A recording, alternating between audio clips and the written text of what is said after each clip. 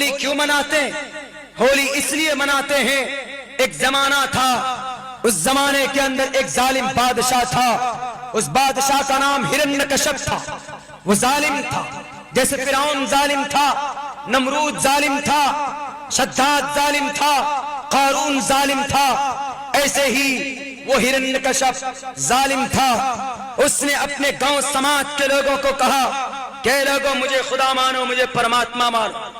लोगों ने मान लिया परमात्मा उनको, लेकिन उनके घर के अंदर खुद उनका मासूम सा बेटा, खूबसूरत सा, एकदम सुंदर सा प्यारा बच्चा, जिनका नाम प्रहलाद था। प्रहलाद ने कहा कि अब्बा, and who is God of the world, दुनिया का परमात्मा कौन जो इस दुनिया की रक्षा करता है? उन्होंने कहा कि बेटे, इस दुनिया की रक्षा तो मैं करता हूं। क्यों? मैं हूं शक्तिशाली, बलशाली, मैं हूं। उन्होंने कहा कि नहीं, आपसे भी बढ़कर कोई है जो इस सूर्य को उदय करता है और सूर्य को अस्त करता है। वो है जो इस निजाम को चलाता है। उन्होंने कहा कि अपनी जुबान को लगाम दे प्रहलाद, तू मेरा बेटा है, मैंने तुझे पैदा किया तो तेरा खुदा मैं हूं। उन्होंने कहा कि आपने नहीं किया। अच्छा, आपने मुझे पैदा किया तो आप मेरे खुदा हो गए, लेकिन आपको किसने पैदा किया? तो जिसने आपको पैदा किया तो वह आपका खुदा बोला नहीं, I am only alone, there is no god but I am only alone, मैं तन्हा हूं, मुझे खुदा मानो।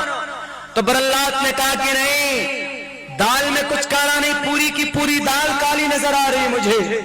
प्रहलाद छोटा बच्चा, उसने कहा कि पूरी दाल काली, ईश्वर कोई और है, नहीं मानेंगे अब्बा, कुछ भी कर लो।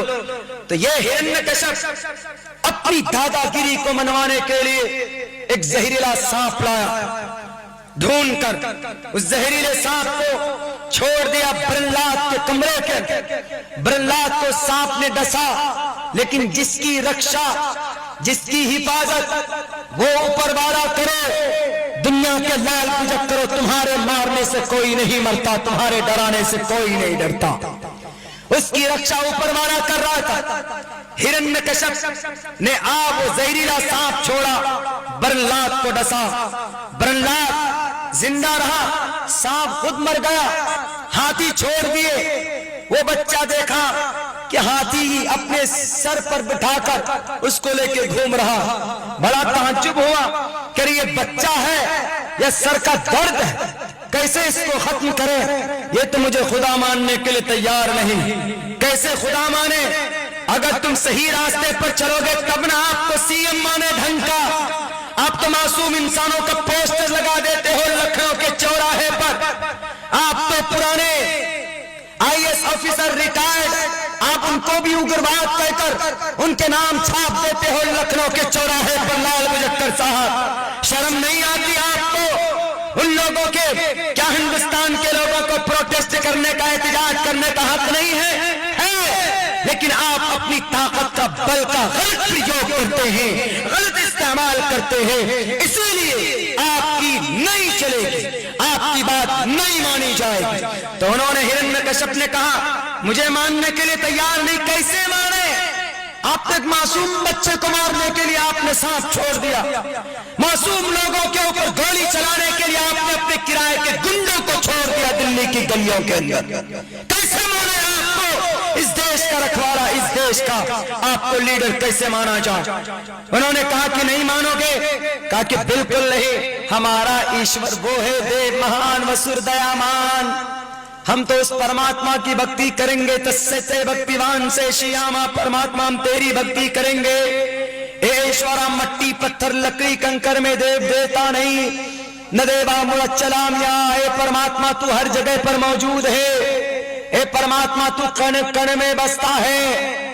ईसा वा समिधाम सर्वयतिकाम जगताम जगतः, जमीन में, आसमान में, हवा में, मट्टी में, पानी में, लकड़ी में, पत्थर में, कंकर में, हर जगह पर ईश्वर है। जगतियाम जगतः, धरती पर जितने भी अंक हैं, जितने भी अन्न हैं और जितनी भी प्रकृति रूप जड़ पदार्थ, जितनी भी चीजें हैं, वो परमात्मा हर जगह पर है, वो अल्लाह हर जगह पर है। इसीलिए प्रहलाद ने कहा कि अब्बा आप भी उस ईश्वर से डरिए, आप भी उस परमात्मा से डरिए, हम तो डर ही रहे, उस ईश्वर से डरिए। मुसलमानों, अल्लाह ने कुरान में यही कहा, वल्लाहु अहक्कु अन तख्शौ, ज्यादा बेहतर है कि आप किसी सीएम पीएम से ना डरे, आप किसी NRC CAA को नाफिज करने वाले से ना डरे, आप डरें तो सिर्फ अल्लाह से डरें।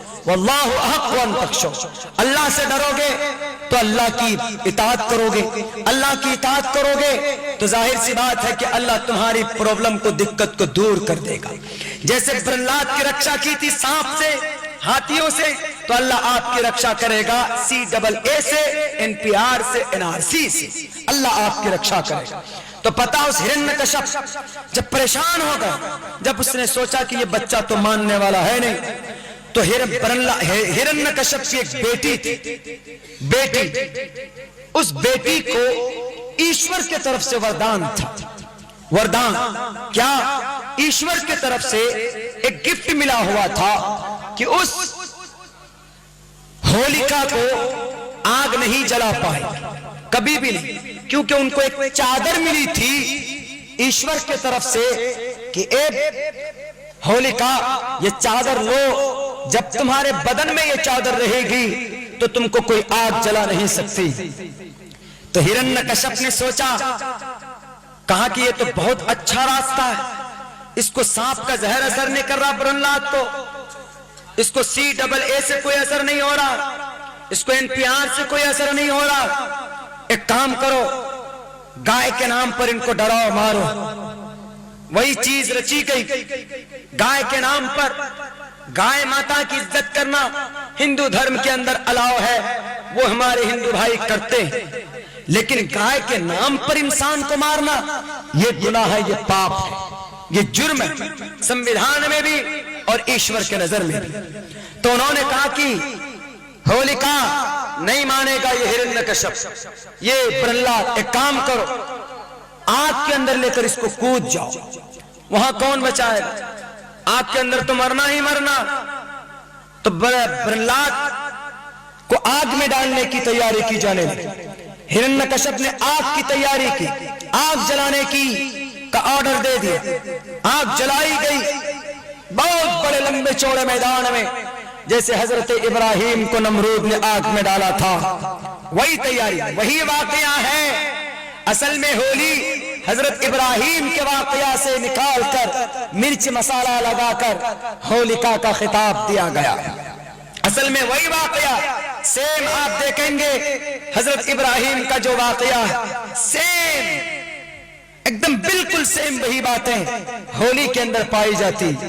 लेकिन होली है हमारे हिंदू भाइयों का एक त्योहार है, तो आप इससे भी अच्छी चीज निकाल सकते हैं कि क्या एक हक परस्त इंसान का और एक करप्ट परस्त इंसान का, एक अच्छे आदमी का और एक लड़ाकू आदमी का, इसमें झगड़ा, लेकिन जीत किसकी होती है? जो आदमी हक पर होता है। तो प्रहलाद को आग में डालने की तैयारी शुरू हो गई, आग जलाकर रोशन तैयार।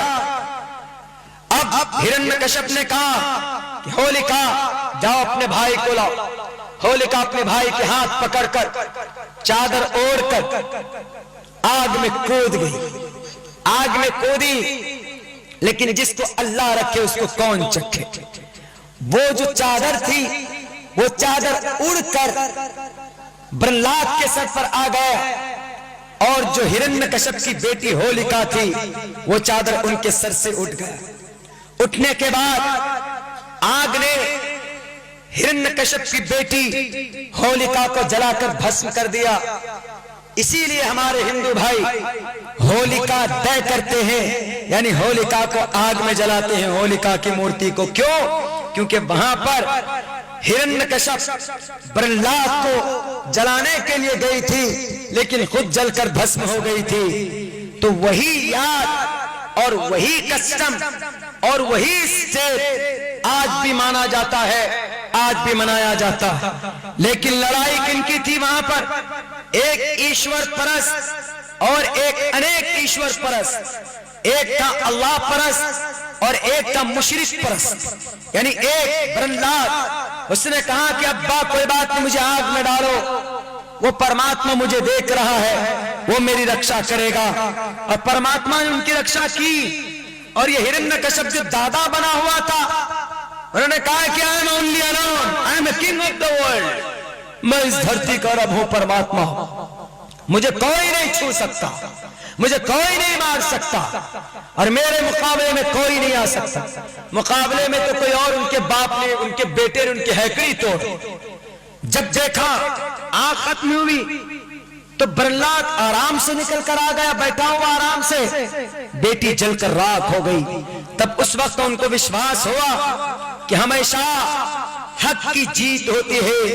कितनों कोशिश कर लो हक को बदनाम करने की, कितनों कोशिश कर लो मारने की, इल्जाम लगाने की, मीडिया वालों लाखों कोशिश कर लो आप इस देश के मुसलमानों को बदनाम करने की, लाखों आप न्यूज चला लो कि अब्दुल्ला लोगों को बहका रहा है, जलसों के मंचों से लोगों को वरगला रहा है। आप कोशिश कर लो, कभी भी इस्लाम के अंदर और मुसलमानों की अच्छाई को तुम मिटा नहीं सकते।